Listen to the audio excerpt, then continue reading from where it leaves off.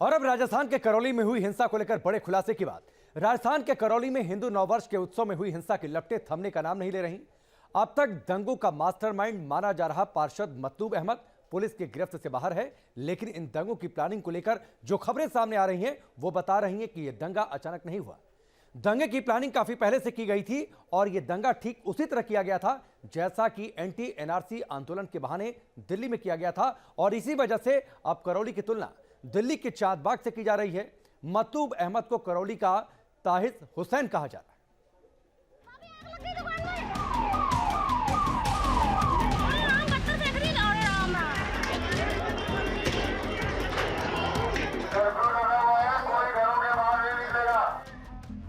2 दिन से भूखे बैठे।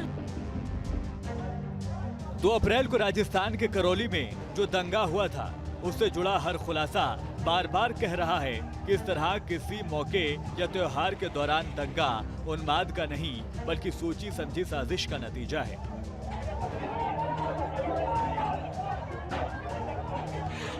ऐसा क्यों कहा जा रहा है, ये समझने के लिए सबसे पहले देखिए वो खुलासे जो इन दंगों का काला चिट्ठा खोल रहे हैं।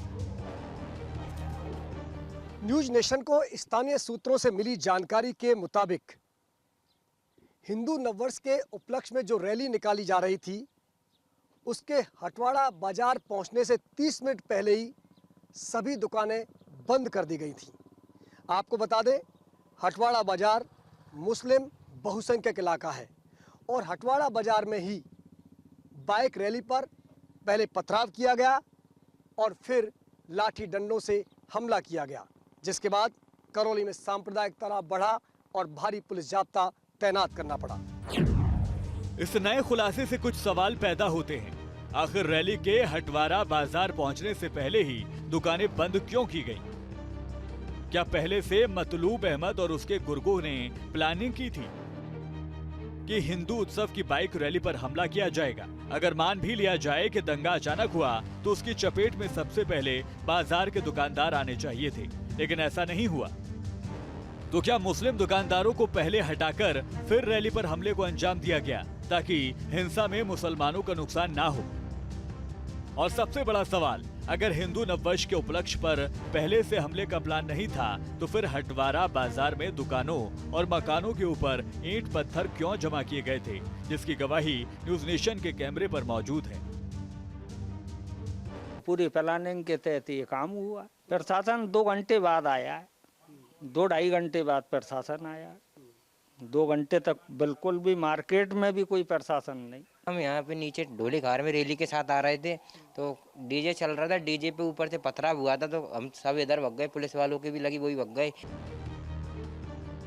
सिर्फ इस खुलासे पर ही नहीं जाइए, आपको दिल्ली और करौली दंगों के बीच कुछ ऐसे कनेक्शन भी मिलेंगे जिन्हें अगर एक जगह जोड़ा जाए तो लगता है मानो देश में जगह जगह दंगा फैलाने, शांति भंग करने, हिंदू आबादी को टारगेट करने के लिए एक तय मोडस ऑपरेंडी बनाई गई है।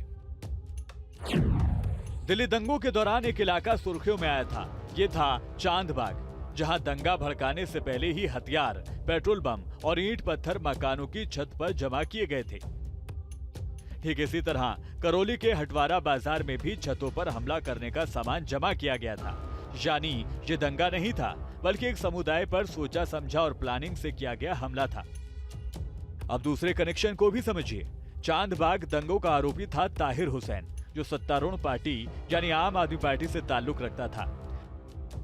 इसी तरह करौली में भी दंगे के मुख्य आरोपियों में से एक मतलूब अहमद भी एक पार्षद है जिसे चुनाव में सत्तारूढ़ कांग्रेस का समर्थन मिला था। तो क्या ये मान लिया जाए कि दंगों के इस मोडस ऑपरेंडी को अंजाम देने के लिए स्थानीय मुस्लिम नेताओं का इस्तेमाल किया जाता है? चांदबाग में ताहिर हुसैन के भड़काए हुए दंगों में पथराव और हमलों के बाद स्थानीय हिंदुओं की संपत्ति और धार्मिक स्थानों को नुकसान पहुंचाया गया था। करौली में भी दंगों के लिए हिंदू नववर्ष के उत्सव को निशाना बनाया गया। तो क्या ये माना जाए कि दंगों की ये मोडस ऑपरेंडी दरअसल हिंदुओं को निशाना बनाने का प्लान है? सवाल बहुत हैं। पुलिस बार बार कहती है कि जांच पूरी होकर ही सच सामने आएगा, लेकिन बीजेपी साफ साफ कह रही है कि चाहे चांदबाग हो या फिर करौली, हिंदुओं को साजिशन टारगेट किया जा रहा है। करौली के मंदिर में आपने देखा करीब 3 दर्जन से ज्यादा दुकानों को सुहा कर दिया गया, पत्थरबाजी की गई। एक तरफ हम भाईचारे की बात करते हैं, दूसरी तरफ उन शांतिप्रिय लोगों के मोहल्ले से शोभा यात्रा भी नहीं निकाल सकते। इस्लाम में भी अच्छे लोग हैं जो भाईचारे के हिमायती हैं, आगे बढ़कर के इन सारी बातों पर उन्हें स्वयं संज्ञान लेना चाहिए। हिजाब के मुद्दे पर कर्नाटक में पीएफआई के प्रदर्शन नहीं होने दिए जाते, लेकिन राजस्थान के कोटा में पीएफआई नेता खुलेआम अपनी नफरत का प्रचार प्रसार करते हैं। हिंदू नववर्ष के लिए राज्य सरकार से कोई विशेष बयान नहीं आता, लेकिन रमजान में बिजली सप्लाई दुरुस्त करने का हुक्म दिया जाता है और अब मतलूब अहमद जैसे किरदारों पर प्लानिंग के साथ हिंदुओं पर हमला करने के आरोप लगता है। क्या इसे तुष्टीकरण माना जाए या फिर देश में कोई ऐसा इकोसिस्टम बनाया जा रहा है जिसका मकसद गली गली ताहिर हुसैन और मतलूब अहमद जैसे दंगाई खड़ा करना है। Team news nation.